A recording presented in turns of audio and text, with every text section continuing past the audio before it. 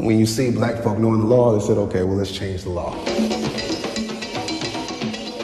Huey P. Newton founded the Black Panther Party in Oakland in 1966, first as the Black Panther Party for Self-Defense in response to police brutality against black citizens. The radical organization was known for openly carrying guns on the streets, keeping a close watch on police, until California lawmakers made it illegal the year after the group was founded. I have these Black Panthers up here with guns on the second floor. They were shocked that black people had the audacity to come up to the state capitol and protest these gun restrictions. The Mulford Act was passed really directly in response to the Black Panther Party bearing arms in self-defense legally. The bill limiting the right to openly carry loaded guns was supported by the National Rifle Association, signed into law by then-Governor Ronald Reagan in 1967. I mean, it says that the Second Amendment does not apply to black people. It's the only time the National Rifle Association has ever wanted to respond with more gun restrictions. In the face of a nation's struggle with racial inequality,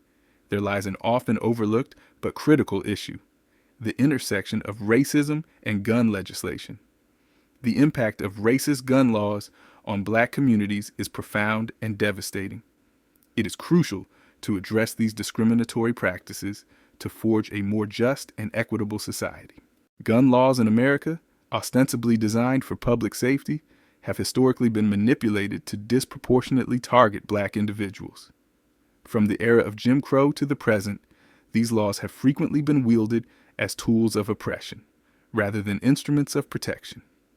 The roots of this systemic discrimination run deep, and its effects are evident in the disparities of how laws are enforced and who is most affected by them.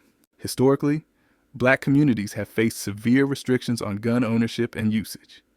During the Reconstruction era, black individuals were often barred from owning firearms as a means to suppress their ability to protect themselves against racial violence.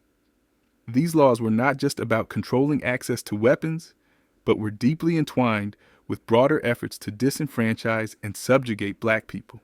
Today, the legacy of these racist policies continues. Modern gun laws, while not overtly discriminatory, still disproportionately impact black individuals. For instance, laws that impose harsh penalties for minor firearm offenses tend to be enforced more aggressively in black neighborhoods.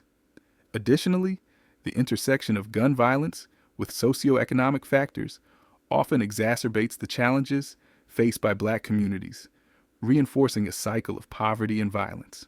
The enforcement of gun laws also reflects these disparities. Black individuals are frequently subjected to racial profiling and heightened scrutiny, which leads to higher rates of arrest and incarceration for gun-related offenses. Meanwhile, those in predominantly white communities often benefit from more lenient enforcement and greater access to legal resources. This unequal treatment extends beyond mere enforcement. The legal and political frameworks governing gun laws often fail to account for the specific challenges faced by black communities.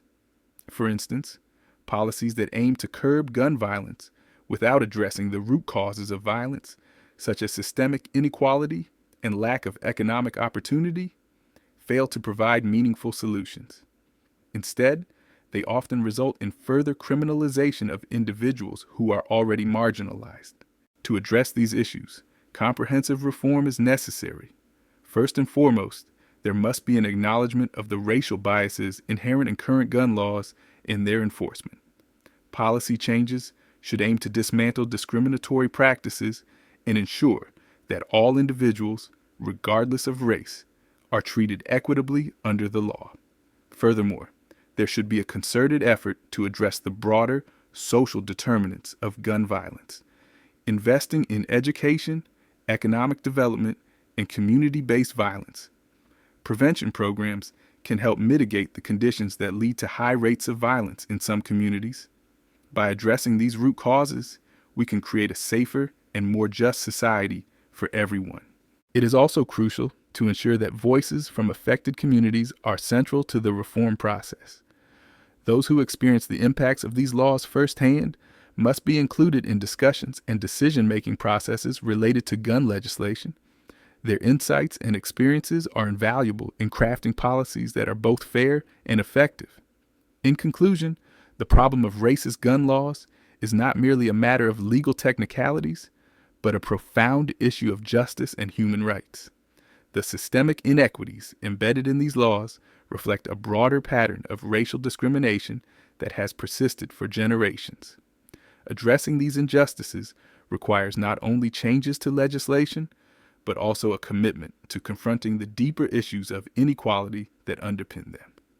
It is time to work towards a future where gun laws protect all citizens equally and contribute to a society where justice and equity are not just ideals, but realities